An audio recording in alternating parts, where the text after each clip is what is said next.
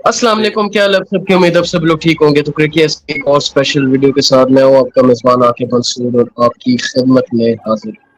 तो आज हमारे साथ जो हमारे गेस्ट हैं वो बेसिकली जुनैद सईद खान साहब हैं। वो आईटी सेक्टर से ताल्लुक रखते हैं, क्रिकेट के जो है वो बहुत बड़े फैन हैं। वो पॉडकास्ट में हमारे चैनल पे आना चाह रहे थे। तो जुनैद भाई कैसे हैं? अल्हम्दुलिल्लाह, आप सुनाएं, आप कैसे हैं? बस जुनैद भाई, आपने बेसिकली हमारे कंटेंट को बड़े देर से फॉलो करे थे and you also wanted to be a part of the discussion. तो कैसा देख रहे हैं जुनैद भाई क्रिकेट क्या को स्पेशली आजकल जो चल रही है? सबसे पहले तो मैं आप लोगों का बात करूँगा। जिस चीज़ को लेके आप लोग चलना चाह रहे थे और जो हम्म। मकसद, जो पॉजिटिविटी जिस तरफ आप लोगों का था, मुझे काफ़ी अच्छा लगा कि I should be part of this, और तब मैंने आपको अप्रोच किया। It was a random approach for you as well. और उसके बाद rest is in front of you. और बाकी जहाँ तक क्रिकेट की बात है, तो क्रिकेट तो I think around 15-20 years round about देख रहे हैं अभी तक। और जितने भी तमाशे हो रहे हैं, नोट डाउन कर रहे हैं। अब तो तमाशे ही रह गए हैं, एंजॉय नहीं। अच्छा जुनैद भाई, स्टार्ट क्योंकि क्रिकेट पे ही है तो क्रिकेट से भी करते हैं। ये एक स्टेटमेंट अभी देख रहा था, सलीम मलिक साहब ने जो हमारे एक्स कैप्टन, उन्होंने स्टेटमेंट दी थी कि पाकिस्तान के अंदर जो है वो टैलेंट की कोई कमी नहीं, टैलेंट बहुत ज्यादा मौजूद है, लेकिन प्रॉब्लम जो है वो टीम सिलेक्शन में आ रही है। तो कैसे देखते हैं सलीम सलीम मलिक के स्टेटमेंट को? तो मैंने एज एक्सपीरियंस प्लेयर बहुत गहरी स्टेटमेंट दी थी। देखिए, मैं एक बात आपको शुरू से बताता हूँ। हमारे यहाँ ना शुरू से एक मंजर भेजा जाता है, वो ये है कि पाकिस्तान में बहुत टैलेंट है। अगर आप ऐसा ही ग्रास रूट लेवल पे जाएंगे ना, तो आप मुझे ये बताएं कि पिछले 15 साल में आपने कौन सा ऑलराउंडर प्रोड्यूस किया है। फास्ट बॉलिंग ऑलराउंडर की मैं बात कर रहा हूँ। ठीक है। फहीम अशरफ आप खिलाने अपना की कोशिश की, उसको भी वो भी परफॉर्म नहीं कर सके। आमिर जमाल में कुछ होप नजर आई, ठीक है। उसके अलावा तो कोई भी देखिए, नहीं। जिसने इंटरनेशनल, देखिए 15-20 साल जो है वो बहुत बड़ा टेन्योर होता है। और बहुत उसमें बड़ा। आप देखें कि एक जो छोटा बच्चा जो पैदा नहीं हुआ होता, वो भी जवान होकर खेलने लग पड़ता है। आप इस हम्म। पूरे टेन्योर में आप इवन पूरे डोमेस्टिक का स्ट्रक्चर उठा के देख लें। आप मुझे कोई नोटेबल एक फास्ट बॉलिंग का ऑलराउंडर बताएं। और अगर कोई भी पाकिस्तान नहीं में यार, टैलेंट इतना है, तो कहाँ गया टैलेंट?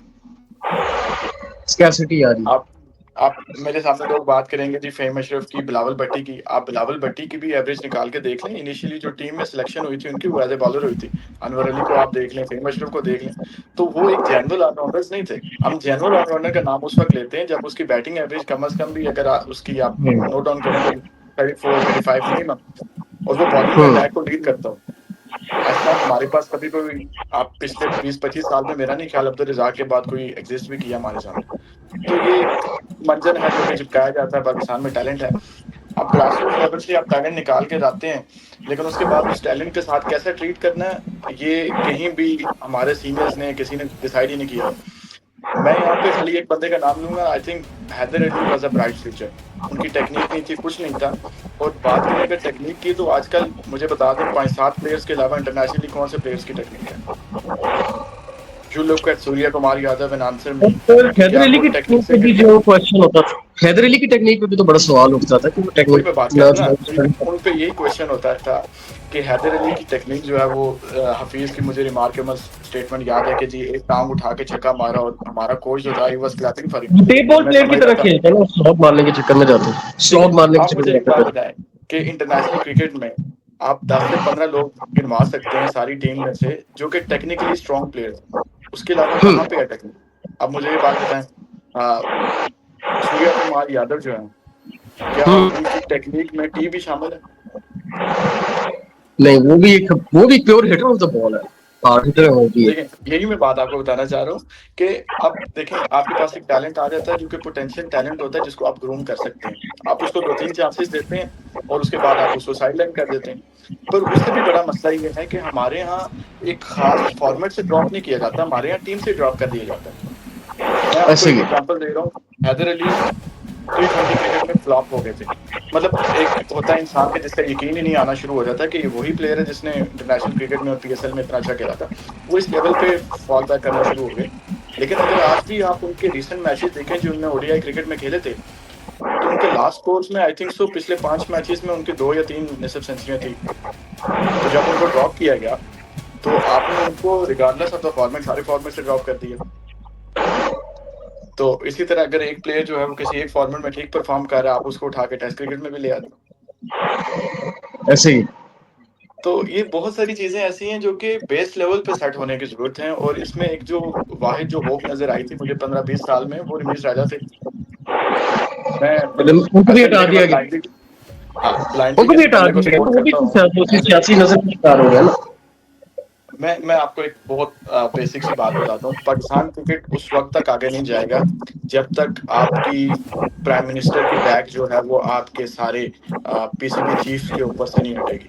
क्योंकि आप जितना अच्छा ये परफ़ॉर्म कर लें, अगर आपकी गवर्नमेंट चेंज है, तो he will put on his own persons, और वो जब नए लोग लगाएँगे, तो परफ़ॉर्मेंस आपने बेशक जितनी मर्ज़ी दी हुई है, आपको रिप्लेस कर दिया जाएगा। तो जब तक ये माइंडसेट नहीं चेंज होता, और जब तक पीसीबी का जो सिलेक्शन सिस्टम है वो इंडिपेंडेंट नहीं होता कि चीफ्स जो हैं वो स्टैंड अलोन खुद से इलेक्शंस के थ्रू आएँ, तब तक चीज़ें ठीक नहीं होती नज़र आएँगी। लेकिन इस पे एक आकिब जावेद की बड़ी मुझे याद बड़ा इंटरेस्टिंग सजेशन आई थी कि उन्होंने कहा था प्राइम मिनिस्टर की बजाय जो आपका पेट्रोल है उसको प्रेसिडेंट को बना देना चाहिए, क्योंकि प्रेसिडेंट की टर्म पूरी हो जाती है, प्राइम मिनिस्टर चेंज होता जाता है, इस वजह से प्रेसिडेंट बात आएगा तो चेयरमैन भी कांस्टेंट रहेगा। ये एक उन्होंने आपकी सजेशन बिल्कुल आपकी बात ठीक है, लेकिन मैं सिर्फ़ इतनी बात कहना चाह रहा हूँ कि अगर आप पाकिस्तान की हिस्ट्री में, I think so, Imran Khan वाला केस वाहिद केस था जिसके अंदर जो है वो पूरी की पूरी गवर्नमेंट ही चेंज हो गई। वरना हम्म। उसके अलावा तो प्रेज़िडेंट भी आपका सेम पार्टी से बिलॉन्ग करता है। तो कहीं न कहीं बात वही होगी कि आपकी जब तक स्पोर्ट्स बोर्ड को पॉलिटिकल बैकग्राउंड से बैक होगी, तब तक आप चीज़ें कभी भी म्यार के ऊपर डिसाइड नहीं कर पाएँगे।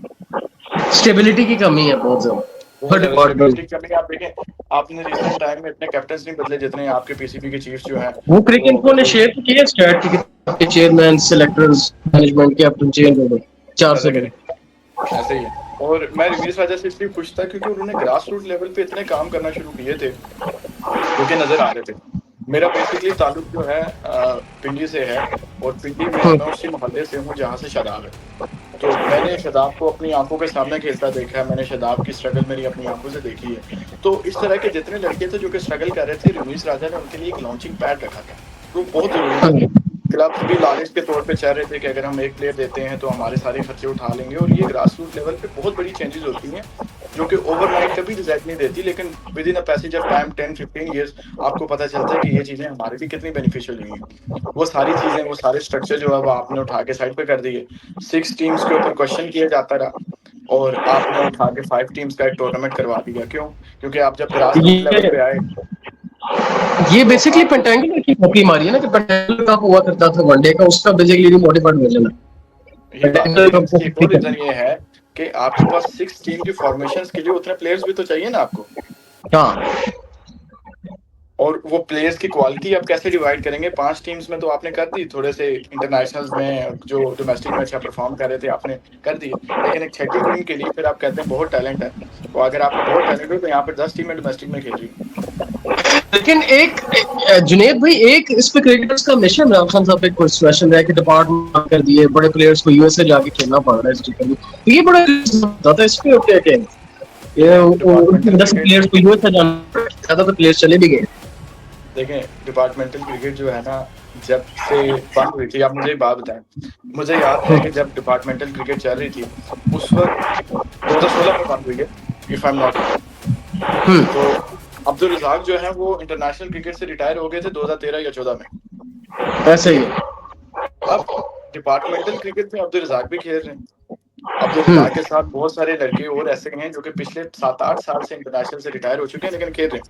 अब मुझे ये बताएँ कि एक जूनियर जो कि इंतज़ार कर रहा है वर्सेस एक बंदा जिसने पाकिस्तान को कभी सर्व नहीं करना, तो उस चीज़ को आप कैसे देखें? क्योंकि डिपार्टमेंट तो हमेशा नाम के पीछे जाएगा।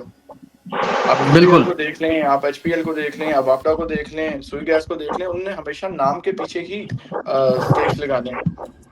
तो उस सही है। सिचुएशन में आपका टैलेंट जो है वो आगे जाने के बजाय पीछे आ रहा था। हम्म। तो एक पूरा सिस्टम, आई थिंक सो, किसी भी सिस्टम को चलाने के लिए अगर आप थोड़ा-सा लॉन्गर रन देंगे तो वो रिज़ल्ट प्रोड्यूस करना शुरू हो जाता है। बिल्कुल। लेकिन आप किसी भी एक स्ट्रक्चर को उठा के दोबारा से रिप्लेस कर देंगे, उठा के फेंक देंगे, तो उसमें मसला ये होता है कि वो फिर चीज़ें कभी भी उस तरह से नहीं चल पाती, स्टेबल ही नहीं हो पाती उस तरह। सही। और स्लेबर मैं इसमें बल्कि एक चीज ऐड करना चाहूंगा, अभी गालिबन आपको फॉलो भी कर रहे हैं, पीसीबी ने इंग्लैंड सीरीज के लिए जो का ऐलान भी कर दिया, और 2 टेस्ट मैचेस जो है वो मुल्तान में रखे जाएंगे और एक पिंडी के अंदर होगा, तो क्या आपको ये वजह लग रही है मुल्तान में इसलिए मैच का कि हमारे स्पिनर्स को जो है वो कंडीशंस काफी सूट करती है और इंग्लैंड ट्रबल के बाद पाकिस्तान शायद सीरीज जीतने के चक्कर में 2 मैच उन्होंने देखिए, मुल्तान हमारी बदकिस्मती ये है कि हम आई थिंक सो उस वक्त से क्रिकेट खेल रहे हैं जब से दुनिया में क्रिकेट पोटेंशियली इंटरनेशनल लेवल पे आई है। 1950 से आप कह रहे हैं, लेकिन हमारे पास एक 4 स्टेडियम्स के अलावा कोई अच्छे स्टेडियम्स ही नहीं। उनको भी आप मियारी इंटरनेशनल लेवल के स्टेडियम नहीं कह सकते। ये 80s या 90s के टाइम के स्टेडियम्स हैं जो कि उस टाइम पे आपको इंटरनेशनल स्टैंडर्ड के लगते थे। मैं पिंडी में रहता हूँ, मैं पिंडी के स्टेडियम जाता हूँ, तो आप यकीन माने कि वहाँ पे स्टेज बनी हुई है जहाँ पे लोगों को बिठाते हैं। वक्ती कवर करने के लिए आप उन पे चेयर्स लगा लेते हैं शादियों वाली, लेकिन वो स्टैंडर्ड्स तो नहीं है। आपका बोर्ड जो है वो फोर्थ रिचेस्ट बोर्ड है, और हमसे अच्छे स्टेडियम्स अगर साउथ अफ्रीकन क्रिकेट बोर्ड के हैं या वेस्ट इंडीज के क्रिकेट बोर्ड के हैं, तो आप मुझे ये बताएं कि हम क्या कर रहे हैं। अब रीज़न ये है कि लाहौर प्रॉपर्ली डिमोलिश कर दिया गया, कराची तकरीबन डिमोलिश कर दिया गया। पिंडी में खिलाने की 2 टेस्ट मैचेस की रीज़न ये है कि पिंडी अनएक्सपेक्टेड है। पिंडी में 70% चांसेस ये होते हैं कि टेस्ट मैच जो है वो डेड रबर की तरह ड्रा होगा। पिंडी में एक मैच है, पिंडी में एक मैच मुल्तान में वो है। मुल्तान में उन्होंने 2 स्केड्यूल करवा दिए हैं। अब 2 स्टेडियम्स आपके पास ऐसे थे जो कि पोटेंशियली आपके इंटरनेशनल क्रिकेट अभी होस्ट कर सकते हैं, क्योंकि लाहौर आपको पता है क्या कंडीशन चल रही है, कराची में भी आपको पता है। तो उनके पास ऑप्शन यही थे कि क्या 2 पिंडी में रखते हैं, 1 मुल्तान में, या फिर 2 मुल्तान में और 1 पिंडी में रखते हैं। फैसलाबाद का भी नाम आ रहा था, उधर नहीं करवाया। फैसलाबाद का जो ग्राउंड है ऑनेस्टली सेइंग, आपने मैचेस भी देखे होंगे, पोटेंशियली 3-4 साल लगने हैं अभी इंटरनेशनल स्टैंडर्ड पे आने के लिए। और पाकिस्तान में जो तरीका फॉलो हो रहा है वो ये होता है कि हम किसी भी नए वेन्यू पे जाने के लिए इसी तरह से इंटरनेशनल मैचेस में स्केड्यूल करवाते हैं। हम पहले PSL करवाते हैं, प्लेयर्स को थोड़ा सा एतमाद में लेते हैं, और फिर उसके बाद हम इंटरनेशनल क्रिकेट वहाँ पे शुरू कराते हैं। और फैसलाबाद के साथ साथ पेशावर का भी स्टेडियम अभी तक लगा रेडी नहीं, वो भी ऑप्शन एक तीसरी देख रहा था ना। अच्छा, मेरे लिए वो काफी स्ट्रेंज है, क्योंकि 2 साल पहले तक बात थी कि एंड ऑफ द ईयर वो कंप्लीट हो जाएगा, और जहाँ तक मैंने उसकी वीडियोस देखी थी it was close to completion. लेकिन अभी ये मुझे जहन में मेरा मामला कि अभी तक क्यों वो स्टेडियम जो है वो प्रॉपर्ली तैयार नहीं हो सका। बिल्कुल, और उधर इसको एक होना चाहिए ताकि पर जो है वैल्यू पीसीबी के पास से आ जाए। अच्छा जुनैद भाई, इस पर फर्दर मैं ऐड करता जाऊं, एक और न्यूज़ आई है कि आईसीसी ने जो है वो सिक्योरिटी क्लियरेंस दे दिया चैंपियंस ट्रॉफी 2025 के लिए। इलेक्शन तो मुझे पता है पाकिस्तान आई थी दौरे के लिए, सारा कुछ है, तो इन चीजों के आपको लग रहा है कि चैंपियंस ट्रॉफी पाकिस्तान में मुकम्मल तौर पे होगी और भारत और अफगानिस्तान ये दो टीम्स आएंगी? अच्छा, इसमें ना 2 कंसर्न्स हैं। अगर कोई भी बंदा आपको ये कह रहा है जी कि सारी ही पाकिस्तान में हो रही है, तो वो भी एक ब्लाइंड शॉट मार रहा है। अगर कोई कहता है कि सारी ही बाहर होगी, तो वो भी ब्लाइंड शॉट मार रहा है।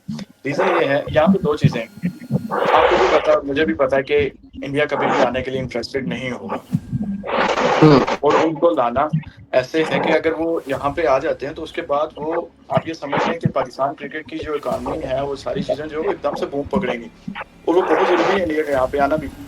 और ना आने के चांसेस इसलिए हैं, और आने के चांसेस इसलिए हैं सॉरी, कि आईसीसी ने जब लास्ट टाइम भी मीटिंग प्रपोज की है आपकी, I think so mid of July थी, तो वहाँ पे कॉन्फिडेंस का जब वोट लिया गया तो सब बोर्ड्स ने इंक्लूडिंग इंडिया ने कॉन्फिडेंस शो किया कि हम अरेंजमेंट से और फाइनेंशियल जो बजट पेश किया था आईसीसी को, वो सारी चीज़ों से सेटिस्फाइड है।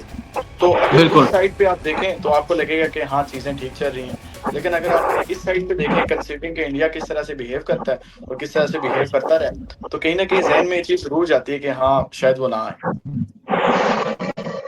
बिल्कुल, ये वक्त ही बताएगा, कुछ टाइम के बाद चीजें आई थिंक क्लियर होना शुरू होगी। ये अभी सबका एक डिफरेंट किस्म का स्टांस इस चीज का है कि कोई कह रहा है अच्छा जुनैद भाई, हाँ जी, आप कुछ ऐड करना चाह रहे थे? मैं ये कह रहा था कि इंडिया जो है वो क्रिकेट का गॉडफादर है। अगर वो ओवरनाइट भी कहेंगे ना कि हम नहीं आ रहे, there will be still arrangements कि हमने उनको बाहर कैसे अकोमोडेट करना है। पाकिस्तान क्रिकेट अभी उस लेवल तक नहीं पहुंची कि इंडिया अगर कहता है कि मैं नहीं आ रहा तो Pakistan stand alone champions trophy करवा दे, क्योंकि आपके सारे मैचेस जो हैं वो पैसे जो है वो आपके ब्रॉडकास्टर से आने। इफ इंडिया पुल्स आउट, आपका ब्रॉडकास्टर जो है वो जमीन पे आ जाएगा। तो कोई भी बोर्ड रिस्क ही नहीं ले सकता। आप इस चीज़ को माने कि इंडिया जो है वो जो क्रिकेट खेल रहा है और वो जहाँ पे उनकी इस टाइम क्रिकेट में वर्थ है, उनके बजाय इस टाइम कोई भी इंटरनेशनल इवेंट नहीं हो सकता। तो ऐदर वो आएंगे या फिर आपको पोटेंशियली जो है वो हाइब्रिड मॉडल पे आपको चैंपियंस ट्रॉफी खेलनी पड़ेगी, क्योंकि इसके अलावा आपके पास कोई और ऑप्शन नहीं है। बिल्कुल बिल्कुल। Lastly, Junaid, before we close this video, champions cup जो टूर्नामेंट्स का हम पहले भी जिक्र करें, तो इसको वैसे आप एज इनिशिएटिव कैसा देखते हैं? इसकी जरूरत थी कंसीडरिंग दूसरे भी डोमेस्टिक टूर्नामेंट चल रहे थे, या एक ये जो टूर्नामेंट है हमारे को ये ऊपर की तरफ ले जाए? अच्छा, मैं सबसे पहले तो आपको 2 चीज़ें कहूँगा। एक ना हमारे यहाँ बड़ा आसानी के साथ ना एक चीज़ कही जाती है जी कि अपने डोमेस्टिक मॉडल को प्रेफ़रेंस दो। अब उसमें रीज़न ये होती है कि जी आप पाकिस्तान के डोमेस्टिक क्रिकेट जो नहीं खेलेगा, उसको हम एलिजिबल नहीं कंसीडर करेंगे सिलेक्शन के लिए। आप मुझे एक बात बताएँ, एक साइड पे साउथ अफ्रीका की टी20 लीग हो रही है और एक तरफ आपका नेशनल टी20 का कप हो रहा है। आप मुझे एक चीज़ को सिंपली आंसर करें कि कहाँ पे स्टैंडर्ड ऑफ क्रिकेट जो है वो ज़्यादा हाई है? साउथ अफ्रीका में आप ज्यादा देखोगे, उसको ज्यादा देखना क्योंकि वो चाहिए। एक इंटरनेशनल लीग है, आपका एक नेशनल लेवल का इवेंट है। लेकिन अगर एक लड़का वहाँ पे परफॉर्म कर रहा है और वो नेशनल लेवल पे नहीं खेल रहा आपका डोमेस्टिक टूर्नामेंट, तो क्या आपको नहीं लगता कि उस लड़के में ज़्यादा पोटेंशियल है वर्सेस एक पर्सन जो कि आपका नेशनल टी20 कप खेल के उसमें आगे है? उसमें ज्यादा पोटेंशियल है, लेकिन उसका भी फ्लॉ है कि वो क्यों नहीं खेल रहा, अपने डोमेस्टिक को तरजीह देनी चाहिए। बाबर देखिए आजम आउट प्लेयर्स भी खेल रहे हैं ना। देखिए, सीनियर प्लेयर्स की समझ आती है क्योंकि उनको डोमेस्टिक ही खेलना चाहिए, क्योंकि उनकी टीम में परमानेंट पोजीशन होती है और उसके साथ वो बहुत उनको सारी जब फॉर्म जूनियर रिगेन के भी साथ करनी होती है, उनको अपनी फॉर्म भी जूनियर्स के रिगेन साथ करनी जब रूम शेयर होता है ना आखिर में, तो उसमें बहुत सारी चीज़ें ऐसी हैं जो कि आपके जूनियर्स को सीखने को मिलती हैं। मैं आपको एक बात बताता हूँ, एक प्लेयर थे, मैं उनका नाम भूल गया हूँ, वो कहते हैं कि हम ना ढाका की प्रीमियर लीग खेल रहे थे और हमने वहाँ पे देखा कि हमें 70-80 स्कोर चाहिए थे। तो है। डैरेन ब्रावो और एंड्रे रसल ने आपस में जो डिस्कशन थी, वो कहता है उसने मेरा माइंडसेट जो था वो ब्रॉड कर दिया। वो आपस में ये बात नहीं कर रहे थे कि हमें 70-80 स्कोर चाहिए। दे वर डिस्कसिंग कि हमें मिनिमम 10 छक्के चाहिए 6 ओवर्स में और हम 10 छक्के मारें। तो ये माइंडसेट होता है, जब वो बड़ा प्लेयर आपके साथ होता है, इसलिए डोमेस्टिक में होना ज़रूरी है। लेकिन जिस तरह की पाकिस्तान की डोमेस्टिक की कंडीशन चल रही है, मुझे नहीं लगता कि इतनी लिमिटेड टीम के साथ वही लड़के खेल रहे हैं, उसमें से आप देखेंगे 15-16 तो जो हैं वो आपके पोटेंशियल टीम का हिस्सा होंगे। तो फिर पीछे आप किन लोगों के साथ खेल रहे हैं? ऐसे ही। चलिए जुनैद भाई, thank you so much for time, और आपको फिर कोशिश करेंगे दोबारा एक और वीडियो में एंगेज करें आपके साथ, बड़ी अच्छी और डीप डिस्कशन। ओके जुनैद भाई, जाते जाते हमारे इस प्लेटफॉर्म के लिए आपकी मैसेज देना चाहिए ऑडियंस को कि इस प्लेटफॉर्म की ग्रोथ के लिए कि हम क्रिकेटर, सीनियर क्रिकेटर सबको प्रमोट करने की कोशिश करें, स्पोर्ट्समैन की तरह। देखिए, मैं एक चीज़ कहूँगा जो मैं खुद भी फॉलो करता हूँ, पाकिस्तान क्रिकेट में ना फेवरिज्म बहुत ज़्यादा है। मतलब आप बिल्कुल इस चीज़ को देखें कि हर एक प्लेयर का एक फेवरेट प्लेयर होगा। अब दुनिया सारी एक साइड पे मूव कर रही होगी, लेकिन वो फिर भी एक साइड पे होंगे। मैं एक चीज़ आपको बताता हूँ, कुछ हमारे कराची के बेस्ड जर्नलिस्ट हैं, जो कि हमेशा सरफराज अहमद को सपोर्ट करते हैं या शान मसूद को सपोर्ट करते हैं। तो हमें एज़ ए इंडिविजुअल हमें ऐसा कंटेंट बनाने की ज़रूरत है जो कि हमारे पूरी नेशन को फैसिलिटेट करे, ना कि हमारे जो फेवरेट प्लेयर्स हैं, हम उसको खुश करने के लिए और उनको अपडेट करने के लिए हम जान के एक ऐसा कंटेंट बनाएँ कि हम कहें कि हम ऊपर हैं और वो नीचे हैं। जो आप पॉजिटिव जिस डायरेक्शन में जा रहे हैं, अल्लाह ताला आपको कामयाबी अता करे। हमेशा हमने क्रिकेट को, जो मेरा एम है, आपको भी यही बताना चाह रहा हूँ कि ये बहुत बेहतरीन गेम है, इसको आपने बाउंड्रीज से सेपरेट करना है। आप जहाँ पे कोई टीम दुनिया में जहाँ मर्जी अच्छी खेल रही है, आपने उसको अप्रिशिएट करना है। आपको पता है और मुझे पता है, let's suppose a common debate that we have, Babar Azam versus Virat Kohli, and you know that कि विराट कोहली के अभी 10% तक भी बाबर आजम का लेवल नहीं है। He is the greatest cricketer Pakistan cricket has ever produced, लेकिन जिसके साथ आप इसका कंपैरिजन कर रहे हैं, he is the best in the lot.